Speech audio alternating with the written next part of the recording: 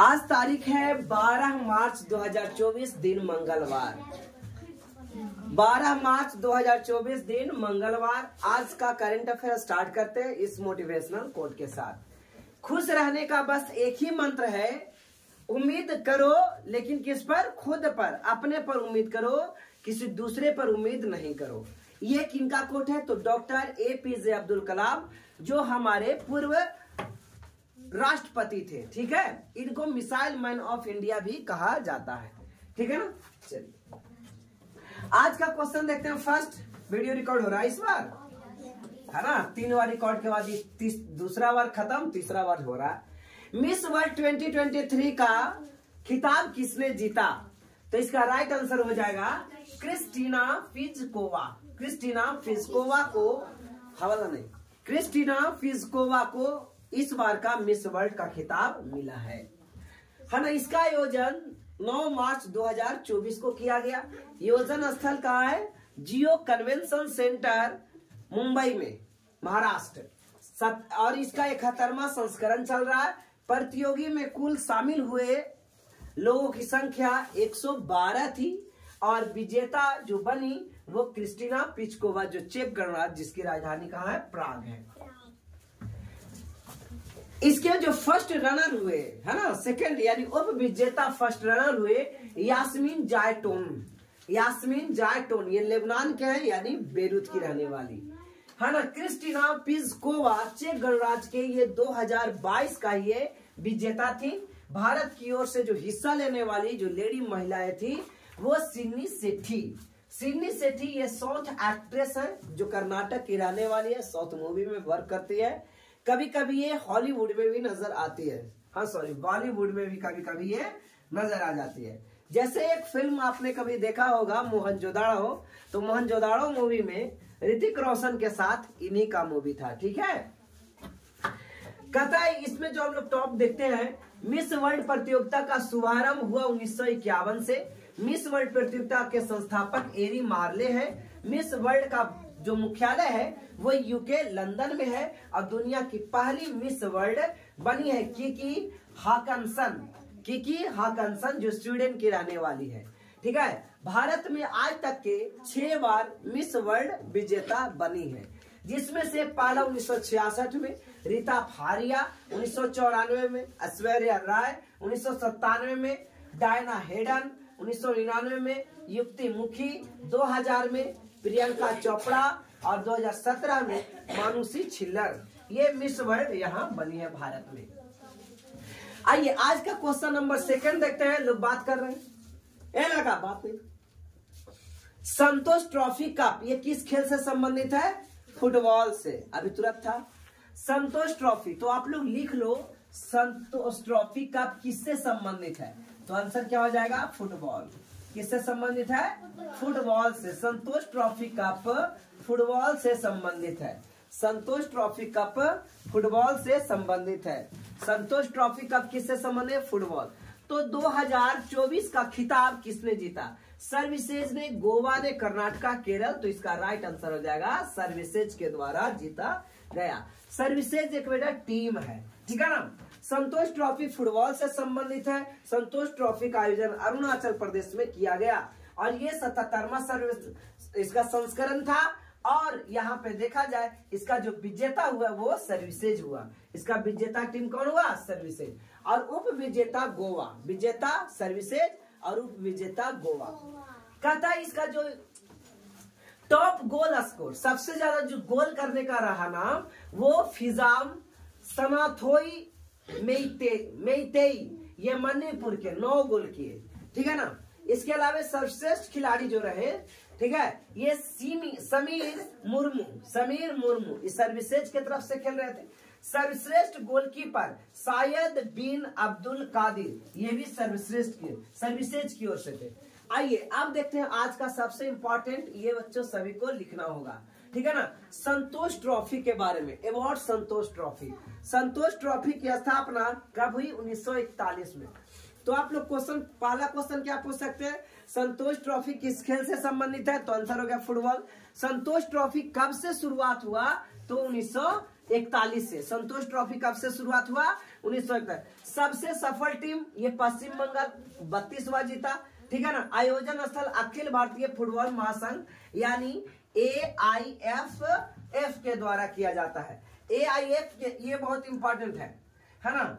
All India football federation, AIIF का full form होगा बच्चे AIFF के full form all India football federation. देखो यहाँ लिखा हुआ बच्चे, all India football federation. AIFF का फुल फॉर्म है ऑल इंडिया फुटबॉल फेडरेशन। इसकी स्थापना 1937 में हुआ। इसकी स्थापना कब हुआ? 1937 में। ऑल इंडिया फुटबॉल फेडरेशन की स्थापना 1937 में हुआ। कब हुआ बच्चे? 1937 में हुआ। आइए देखते हैं AIFF के बारे में। इसका अध्यक्ष कल्याण चौबे जी है, इंपॉर्टेंट नहीं है। फुटबॉल कप से संबंधित ट्रॉफियां जो आज सबसे इंपॉर्टेंट VVI हमेशा आपको बताते चलते हैं कि फुटबॉल कप से संबंधित जो बात नहीं, फुटबॉल कप से संबंधित जो ट्रॉफियां हैं जिसमें FIFA trophy, FIFA cup, Rovers cup, सीजर्स cup, Subroto Mukherjee cup, Euro cup, Durand cup और मडेरका कप, ये सब संबंधित किससे बच्चे? फुटबॉल से। फुटबॉल से कौन कौन से कप संबंधित है? तो फीफा कप, रोवर्स कप, सीजर्स cup, Subroto Mukherjee cup, Euro cup, Durand cup और मडेरका कप, ये फुटबॉल से संबंधित है। किससे संबंधित है? फुटबॉल से। सेला टनल का उद्घाटन किस राज्य में किया गया? सेला टनल, कौन सा टनल बेटे? सेला टनल का उद्घाटन किस राज्य में किया? त्रिपुरा, नागालैंड, असम, अरुणाचल प्रदेश। तो इसका राइट आंसर हो जाएगा बच्चे अरुणाचल प्रदेश। अरुणाचल प्रदेश में सेना टनल का उद्घाटन किया गया। प्रधानमंत्री नरेंद्र मोदी ने 9 मार्च 2024 को अरुणाचल प्रदेश के पश्चिमी कोमांग जिले, या अरुणाचल प्रदेश में एक जिला है बेटा जिसका नाम है पश्चिम पश्चिम कामेंग के बैसाखी में 13,000 फीट ऊंचाई पर सेला टनल का उद्घाटन किया गया। इस प्रकार से ये टनल बनाया गया जहां से रोडवे जाएगा। देखिए रोड है ना गाड़ी जाने, इधर पहाड़ पूरा सब ऊंचा ऊंचा पहाड़ है, तो पहाड़ पर नई गाड़ी जाकर के इसमें छेद बना करके, खोप बना करके और टनल बनाया जाता है। टनल मतलब समझ में आया? गुफा कि अंदर जाने का एक रास्ता, उसको टनल बोला जाता है, जिसको हम लोग गुफा बोला करते हैं।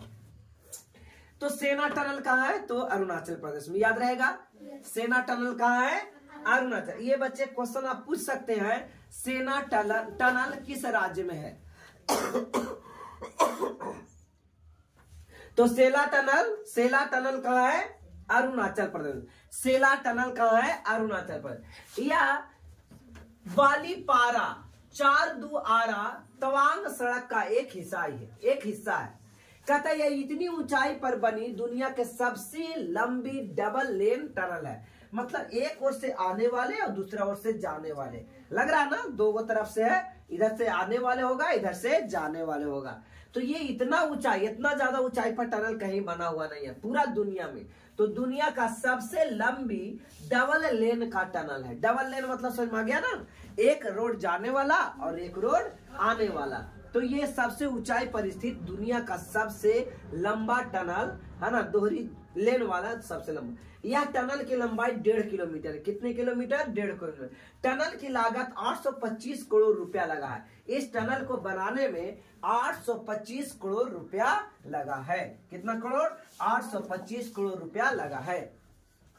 टनल चीन बॉर्डर से लगे तवांग को हर मौसम में रोड कनेक्टिविटी देगी। देखो क्या होता है, अरुणाचल प्रदेश में अधिक जगह बर्फ जम जाती है, ठीक है ना, जिसके चलते वहां रोड पर आना जाना बहुत मुश्किल होगा। तो टनल के अंदर यहाँ पे बर्फ कम जम रहा है और नीचा पर ही है, मतलब उतना हाई पर नहीं है, नीचा पर है, इस वजह से यहाँ पे जमेगा नहीं और आराम से गाड़ी आ जा सकेगी।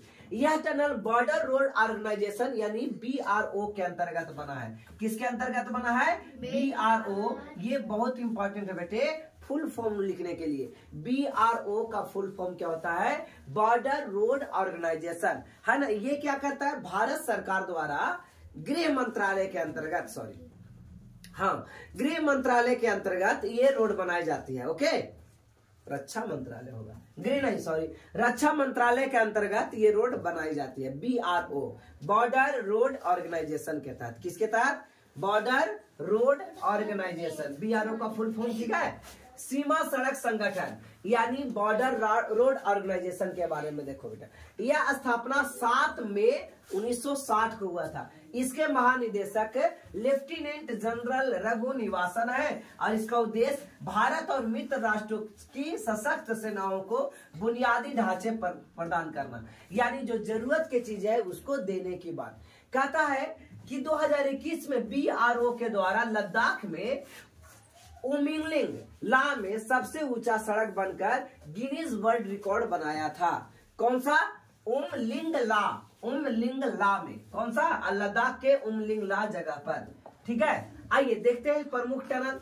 कहता है चेनानी नासरी सुरंग, चेनानी नासरी सुरंग, ये 9.28 किलोमीटर जम्मू और कश्मीर का यह भारत की दूसरी सबसे लंबी टनल है ना। सबसे लंबी टनल ये है, कौन? 9.28 किलोमीटर। फिर है अटल टनल, कौन सा? अटल टनल, ये हिमाचल प्रदेश में। तो आप पूछ सकते हो बच्चे चेनानी नासरी सुरंग कहाँ है, तो आंसर क्या हो जाएगा? जम्मू कश्मीर में। अटल टनल कहाँ है? हिमाचल प्रदेश में। अटल टनल कहाँ है? हिमाचल प्रदेश में। बोलो, अटल टनल कहाँ है? हिमाचल प्रदेश। चेनानी नासरी सुरंग कहाँ है? जम्मू एंड कश्मीर में। चेनानी नासरी सुरंग जम्मू। और भारत का जो सबसे बड़ा टनल है जिसका नाम है पीर पंजाल, है ना। कहता है जम्मू कश्मीर में भारत की सबसे लंबी सुरंग, भारत की सबसे लंबी सुरंग माने टनल, सबसे लंबी जो टनल है यानी सुरंग है जिसका नाम क्या है? पीर पंजाल। ये 11.21 किलोमीटर का है। ये तो आप लोग का क्वेश्चन याद होना चाहिए कि भारत का सबसे लंबी सुरंग कौन सा है? पीर पंजाल सुरंग। कौन सा सुरंग?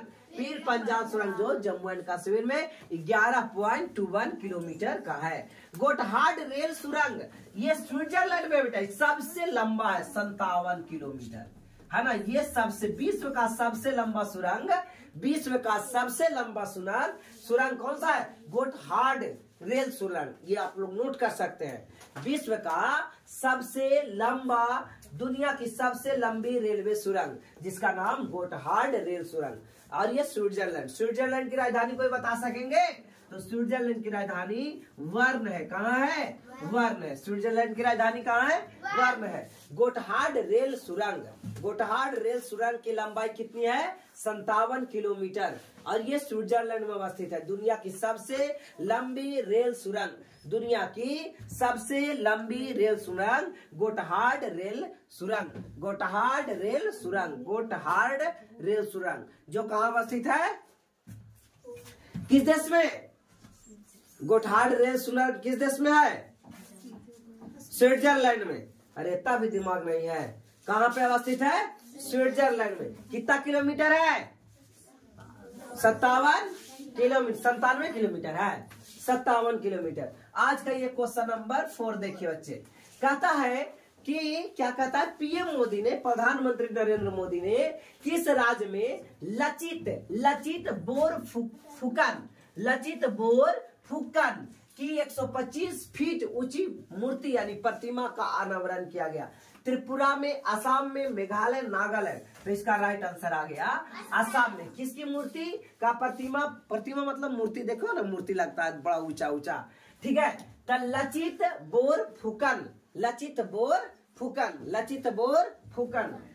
बोर फुकन। नरेंद्र मोदी ने असम के जोरहाट में, पूछेगा असम में एक जगह है जोरहाट कहाँ है? असम में। जोरहाट कहाँ है? असम में। तो ये आप पूछ सकते हैं जोरहाट कहाँ है? असम में। अहोम सेनापति लचित बोर फुकन की 125, ये बहुत इंपॉर्टेंट है, तारा इसको नोट कर लेगी, ये बहुत इंपॉर्टेंट। अहोम सेनापति थे ये जोरहाट, ठीक है। जोरहाट अहोम सेनापति थे जिसका नाम है लचित बोर फुकन। इस कितना ऊंचा बनाया गया है? 125 फुट ऊंचा, 125 फीट ऊंचा प्रतिमा का है। इस प्रतिमा का नाम स्टैच्यू ऑफ वेलर यानी वीरता की प्रतिमा। बहुत क्वेश्चन यहाँ भी आएगा। स्टैच्यू ऑफ वेलर, है ना। स्टैच्यू ऑफ यूनिटी कहाँ है? गुजरात में। किसकी मूर्ति का अनावरण किया गया था? सरदार वल्लभ भाई पटेल का। उसी प्रकार से statue of velar, statue of velar यानी वीरता की प्रतिमा, वीरता की प्रतिमा किसका फोटो लगा हुआ है? ये बताइए, लचित बोरफुकन। क्या नाम है? फूक दो। बोरफुकन, लचित बोरफुकन, लचित बोरफुकन। बोड़ा में डाल के फूक दो। प्रतिमा कहता है रामबंजी सुतार द्वारा बनाई गई। किसके द्वारा बनाया गया? रामबंजी सुतार द्वारा। इस प्रतिमा की ऊंचाई 84 फुट और यह 41 फुट चौकी पर स्थित है। यहाँ चौकी बना है 41 फुट का, ठीक है, तो इस चौकी पर स्थित है। ओके, और टोटल मिलाकर के 125 फीट हो गया। कितना? 100। एक हमारे यहाँ बोधगया में भी एक 80 फीट का मंदिर है ना? 80 फीट वाले लोग बोलते होंगे, तो बेटा वो 80 फीट नहीं है, 60 फीट है। 60 फीट मूर्ति है और 20 फीट जिस पर महात्मा बुद्ध बैठे हैं, समझे? तो टोटल मिला कितना हो गया? 80 फीट। 80 फीट कैसे? 60 प्लस 20, 60 फीट मूर्ति और 20 फीट बैठने वाला। समझ में? ऐसा ही यहाँ भी है, 84 फुट का मूर्ति और 41 फुट का ये वाला बैठने वाला जिस पर खड़ा है। अहोम साम्राज्य का शासन असम पर रहा। अहोम साम्राज्य का शासन किस पर रहा? असम पर रहा, ठीक है ना? लचित बोरफुकन अहोम साम्राज्य 1228 से 1826 के एक महान सेनापति थे, ठीक है। चलिए, अहोम साम्राज्य की स्थापना 1228 में हुई। अहोम साम्राज्य की स्थापना कब हुई है ना? इस बार का इंपॉर्टेंट फैक्ट है बच्चे, एकदम ये सब क्वेश्चन आ सकता है, ठीक है। अहोम साम्राज्य की स्थापना 1228 में हुई। अहोम साम्राज्य की स्थापना कब हुआ? 1228। उन्होंने 1671 में सराय घाट की लड़ाई के नेतृत्व किया। किसकी? सराय घाट की लड़ाई का नेतृत्व किया। हाल ही में जो स्थापित स्टैच्यू है, तो social statue of social justice 120 feet doctor Ambedkar की विजयवाड़ा आंध्र प्रदेश में लगाया गया। 125 फीट का कहाँ पे लगाया गया? विजयवाड़ा आंध्र प्रदेश में। विजयवाड़ा कहाँ है? पता है ना आप लोग को? आंध्र प्रदेश की राजधानी कहाँ है? हैदराबाद। आंध्र प्रदेश के हैदराबाद तेलंगाना के ना हुआ था, ठीक है, सब उल्टा सीधा बोल रहे हैं। तेलंगाना के राजधानी हैदराबाद ही है और आंध्र प्रदेश की राजधानी अमरावती है, ठीक है, गुंटूर डिस्ट्रिक्ट में। कहता है 21 फीट महाराणा प्रताप की मूर्ति हैदराबाद में लगी। महाराणा प्रताप की मूर्ति कहाँ लगी? हैदराबाद में। शिवाजी महाराज की मूर्ति लगी है महाराष्ट्र के राजकोट के किले में। कहाँ पे लगी? राजकोट। आज का क्वेश्चन नंबर बच्चे 5। भारत ने किसके साथ मुक्त व्यापार और आर्थिक भागीदारी समझौते पर हस्ताक्षर किए हैं? यूरोपीय मुक्त व्यापार संघ पर। किसके साथ? यूरोपीय मुक्त व्यापार संघ के साथ ये करे हैं, ठीक है ना, हस्ताक्षर किए हैं। आइए, भारत ने नई दिल्ली में यूरोपीय मुक्त व्यापार संघ यानी EFTA के साथ व्यापार आर्थिक भागीदारी समझौता पर ज्ञापन पर हस्ताक्षर किए। इसके लिए इस समझौते के तहत यूरोपीय मुक्त व्यापार संघ देश भारत में $100 अरब का निवेश करेंगे। कितना? $100 अरब का निवेश करेंगे। कहता है, आने देना सबको पानी पीने, ठीक है। यूरोपीय मुक्त व्यापार संघ देशों में आइसलैंड, लिechtenstein, नॉर्वे, स्विट्जरलैंड शामिल है, ठीक है ना। मुक्त व्यापार देशों में ये सभी देश शामिल हैं। ओके, आइए, यूरोपीय मुक्त व्यापार संगठन के बारे में बहुत VVI है, यहाँ से आपको नोट करना होगा, ठीक है। यह 1960 में अस्तित्व में आया था। इसमें 4 देश हैं। कौन कौन 4 देश है? बहुत VVI है बेटे, बहुत VVI है ना। यूरोपीय मुक्त व्यापार संगठन में 4 देश है। कौन कौन देश है? आइसलैंड, लिechtenstein, नॉर्वे और स्विट्जरलैंड शामिल है। इसके सचिवालय यानी मुख्यालय जो सेक्रेटरिएट है ये जेनेवा स्विट्जरलैंड में है। कहाँ है? जेनेवा में। जेनेवा किस देश में है? स्विट्जरलैंड में। आपको ये याद होना चाहिए, जेनेवा बेटा किस देश में है? स्विट्जरलैंड। आइए कुछ दूसरा चीज पढ़ते हैं कि भारत आने वाले विदेशी यात्री इब्न बतूता मोहम्मद बिन तुगलक के समय आया था।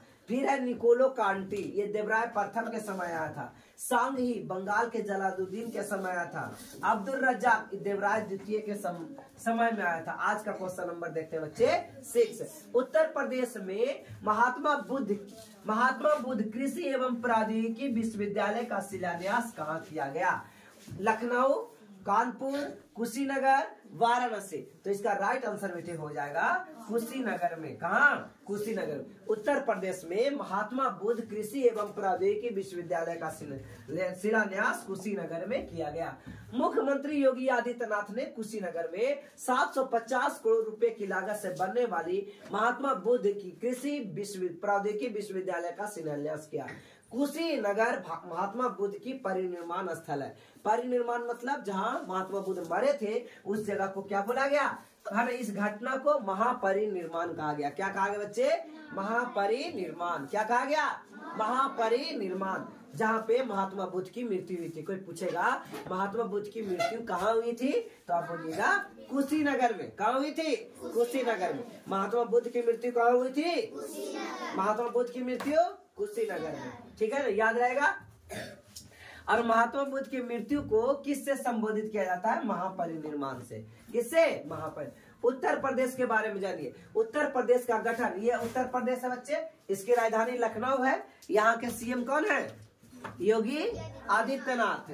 ठीक है, तो इसकी गठन 24 जनवरी 1950 हुआ। इसका राजधानी लखनऊ है और राज्यपाल आनंदीबेन पटेल है। ठीक है, कहाँ के राज्यपाल? कहाँ के राज्यपाल? उत्तर प्रदेश के राज्यपाल आनंदीबेन पटेल। मुख्यमंत्री योगी आदित्यनाथ जी। उत्तर प्रदेश विधान परिषद की सीटों की संख्या 100 है और विधान सीटों की संख्या 403 है। राज्यसभा सीटों की संख्या 31 है और लोकसभा सीटों की संख्या 80 है। कितनी है? 80। दुधवा राष्ट्रीय उद्यान उत्तर प्रदेश में एक राष्ट्रीय उद्यान है। ये भी आप लोग कभी न कभी पढ़े होंगे कि दुधवा नेशनल पार्क कहाँ है? बताइए। उत्तर प्रदेश में महाराजगंज में विश्व का पहला एशियाई किंग गिद्ध का संरक्षण केंद्र बना है। आज का ये क्वेश्चन नंबर है ना, कितना होगा? 7। ठीक है, कहता है 700 टेस्ट विकेट लेने वाले दुनिया के पहले तेज गेंदबाज कौन बने? Jasprit Bumrah, James Anderson, Pat Cummins या मिचेल स्टार्क। तो इसका राइट आंसर हो जाएगा जेम्स एंडरसन। इसका राइट आंसर क्या होगा? James Anderson. ओके, चलिए। इंग्लैंड के तेज गेंदबाज जेम्स एंडरसन ने टेस्ट क्रिकेट में 700 विकेट हासिल किए। जेम्स एंडरसन ने कितने विकेट? 700। कहता ऐसा करने वाले दुनिया के पहले गेंदबाज है। कहता है एंडरसन ने 187 टेस्ट मैच खेलकर इतना 348 पारियों में 700 विकेट हासिल किए। जेम्स एंडरसन, याद रखिएगा। सर्वाधिक टेस्ट विकेट लेने वाले गेंदबाज तो मुथैया मुरलीधरन, ये 800 विकेट लिए थे। ठीक है ना, कितना विकेट? 800। लेकिन ये स्पिनर थे। दूसरा शेन वॉर्न, ये भी स्पिनर था, ये 708 विकेट लिया। जेम्स एंडरसन ये 700 विकेट लिया। अनिल कुंबले स्पिनर है, ये 619 विकेट। और स्टुअर्ट ब्राड ये 604 विकेट लिया। ठीक है, आइए करंट अफेयर में और देखते हैं। खेलो इंडिया पदक विजेता अब सरकारी नौकरियों के लिए पात्र होगा। यानी खेलो इंडिया में आप अगर पदक ले लिए हैं तो वहां से आपको सरकारी नौकरी मिलेगा। जैसे खेलो इंडिया एक कार्यक्रम होता है, ठीक है, जो बच्चे इसमें खेलते हैं, भाग लेते हैं, उसमें अगर जीत गए तो आपको सरकारी नौकरी पक्का है। रेलवे में जॉब दिया जाएगा। स्पेन की पहली UEFA महिला राष्ट्र लीग जीती। स्पोर्ट्स के करंट अफेयर। पूर्व विश्व कप कांस्य विजेता साई प्रणीत ने बैडमिंटन से संन्यास की घोषणा की, कुछ दिन पहले बढ़ाया था। एशियाई राफ्टिंग चैंपियनशिप 2024 का आयोजन हिमाचल प्रदेश में किया गया। हिमाचल प्रदेश की राजधानी क्या है बच्चे? बोलो बोलो। शिमला। NHPC लिमिटेड के अध्यक्ष और MD मैनेजिंग डायरेक्टर, MD मतलब क्या होता है? मैनेजिंग डायरेक्टर कौन बने हैं? राजेंद्र प्रसाद गोयल, मनीष प्रसाद, अनुराग अग्रवाल या दलजीत सिंह चौधरी। तो इसका राइट आंसर आ जाएगा राजेंद्र प्रसाद गोयल। कौन सा? राजेंद्र प्रसाद गोयल। आइए देखिए, NHPC के वित्त निर्देशक राजेंद्र प्रसाद गोयल अब NHPC लिमिटेड के अध्यक्ष और MD है ना, एचडी बने हैं। आइए इसके बारे में समझते हैं बच्चे। एनएचपीसी लिमिटेड के बारे में कहता है 1975 में स्थापित भारत सरकार की एक सार्वजनिक का उपक्रम है। वर्तमान में जल विद्युत विकास क्षेत्र में सबसे बड़ा संगठन है। यानी ये जल विद्युत बनाता है, हाइड्रो इलेक्ट्रिसिटी बनाता है। क्या बनाता? इसका मुख्यालय है फरीदाबाद हरियाणा में है। कहाँ पे है? फरीदाबाद हरियाणा में। और भी जल्दी में, है ना, ये साउथ एक्ट्रेस है नयनतारा, आपने नाम देखा होगा जरूर फिल्म में, है ना, ये नयनतारा जी। कहता है स्लाइस, ये स्लाइस, ये होता है स्लाइस, है ना, जो ये बेवरेज, कोल्ड बेवरेज मटेरियल्स है। बेवरेज मतलब कि जो पीने वाला मटेरियल होता है उसको बेवरेज कहा जाता है। क्या? बेवरेज, ठीक है, पेय पदार्थ है। तो ये कोल्ड ड्रिंक टाइप में एक है बेवरेज जिसका नाम क्या है? स्लाइस के ब्रांड एम्बेसडर बने हैं नयनतारा। अब कोई भी ये इस प्रकार से स्लाइस का प्रचार कौन करेंगे? नयनतारा। बीएसएफ की पहली महिला स्नाइपर सुमन कुमारी बनी है। बिहार के मुख्य सचिव ब्रजेश मेहरोत्रा बने हैं। संसद सुरक्षा प्रमुख अनुराग अग्रवाल को बनाया गया। आज का ये क्वेश्चन नंबर 9। पाकिस्तान के 14वें राष्ट्रपति कौन बने? आसिफ अली जरदारी, नवाज शरीफ, शहबाज शरीफ, महमूद खान अच्कईजार। तो इसका राइट आंसर आ जाएगा आसिफ अली जरदारी। यानी जो पहले थे वही राष्ट्रपति अभी बने। अभी पाकिस्तान के प्रधानमंत्री कौन है? तो नवाज शरीफ, शहबाज शरीफ। पाकिस्तान के प्रधानमंत्री कौन है? शहबाज। लेकिन ये राष्ट्रपति क्या बेटा? इसका पाकिस्तान के राष्ट्रपति आसिफ अली जरदारी। आइए, पाकिस्तान में राष्ट्रपति पद का चुनाव आसिफ अली जरदारी ने जीता। ये आसिफ अली जरदारी पाकिस्तान के 14वें राष्ट्रपति बने। इन्होंने इमरान खान के कैंडिडेट महमूद खान अचकाई को हराया। ठीक है, आइए देखते हैं। आसिफ अली जरदारी 411 वोट मिले, जबकि अचकजई को सिर्फ 118 वोट मिले, यानी बहुत बुरी तरीका से हारा। जरदारी 2008 से अभी तक राष्ट्रपति है ना, अभी तक के 2008 से अभी तक के जरदारी राष्ट्रपति के रूप में आरिफ अलवी का स्थान लेंगे। चलिए पाकिस्तान के बारे में जानिए। पाकिस्तान की राजधानी कहाँ? इस्लामाबाद। राष्ट्रपति आसिफ अली जरदारी, प्रधानमंत्री शहबाज शरीफ, और पाकिस्तान की मुद्रा पाकिस्तानी रुपया। ओके। पाकिस्तान के संसद को क्या कहते हैं? National assembly. तो आप ये क्वेश्चन बच्चे पूछ सकते हैं, पाकिस्तान के संसद को क्या कहा जाता है? नेशनल असेंबली कहा जाता है। भारत और पाकिस्तान के बीच रेड क्लिफ रेखा है। कौन सा रेखा है? Red Cliff. या पूछते हो ना कभी कभी कि भारत और पाकिस्तान के बीच कौन सा रेखा है? तो रेड क्लिफ रेखा है। पाकिस्तान शब्द का जन्मदाता चौधरी रहमत अली 1940 में सुझाया था। कब? 1940 में। ठीक है। अंतरराष्ट्रीय नियुक्तियां। अहमद अबद बिन मुबारक यमन के प्रधानमंत्री बने। तमसा सुल्योक हंगरी के नए राष्ट्रपति बने। फेलेटी टियो ये तुवालू के पीएम बने। नवाज सलाम आईसीजे, ठीक है, आईसीजे इंडियन चीफ जस्टिस के अध्यक्ष है ये। ठीक है। और है अल्जोस वेक्टोनेव, ये कजाकिस्तान के प्रधानमंत्री बने। आइए आगे देखते हैं। आज का ये क्वेश्चन नंबर लास्ट और 10। ठीक है। सत्येंद्र कुमार सिंह किस राज्य के लोकायुक्त बने हैं? कुछ दिन पहले ही बच्चे पढ़ाया गया था लोकायुक्त के बारे में।